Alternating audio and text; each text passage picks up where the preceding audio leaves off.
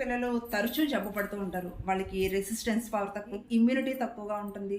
బయట ఏదైనా weather change అయినా, కొద్దిగా ఏదైనా స్వీట్స్ తిన్నా వెంటనే వీళ్ళకి కోల్డ్ అండ్ కాఫ్ రావడం, ఫీవర్స్ అటాక్ అవ్వడం, బయట ఏమైనా వైరసెస్ ఉంటే త్వరగా వీళ్ళకి ఇన్ఫెక్షన్స్ రావడం.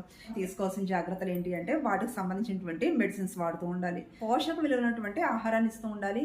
ముఖ్యంగా గేమ్స్ ఆడిస్తూ ఉండాలి.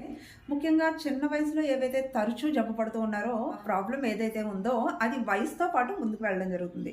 సో అంటే వయసు పెద్దదైనా కూడా ఈ ప్రాబ్లం మాత్రం వదిలిపెట్టదు. ఆడించినట్లయితే ఏమవుతుంది అంటే ఆ ప్రాబ్లం చిన్న వయసులోనే తగ్గిపోవడం జరుగుతుంది. ఇమ్యూనిటీ పెరుగుతుంది, రెసిస్టెన్స్ పవర్ అనేది పెరుగుతుంది. బ్లడ్ సర్క్యులేషన్ బాగా జరగడం వల్ల బాడీలో ఉన్నటువంటి టాక్సిన్స్ కానీ, వైరస్, బ్యాక్టీరియా, ఇంకా వేస్ట్ ఏదైతే ఉందో వాటన్ని కూడా బాడీ బయటకు పంపించడం జరుగుతుంది. దానివల్ల ప్రాబ్లమ్స్ ఉన్నాయో అవి చాలా త్వరగా తగ్గిపోయే అవకాశం ఉంటుంది. క్రానిక్ ప్రాబ్లమ్స్ ఏవైతే ఉన్నాయో అవి వయసుతో పాటు ముందుకు వెళ్లకుండా చిన్న వయసులోనే తగ్గిపోవడం అనేది జరుగుతుంది.